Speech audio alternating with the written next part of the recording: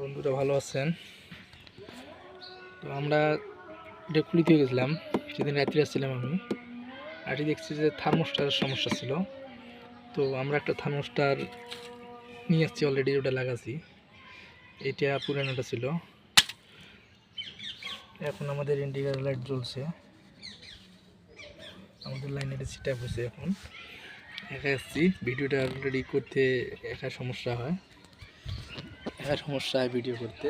তো আমরা এখন লাইনটা ছাড়ছি অলরেডি, দেখি এখন পানিটা হিট হচ্ছে না নেই, এটা এখন চেক দেব। তো আমরা নিচে যাব না, এখানে আমরা ড্রয়ারটা খুলে দেব।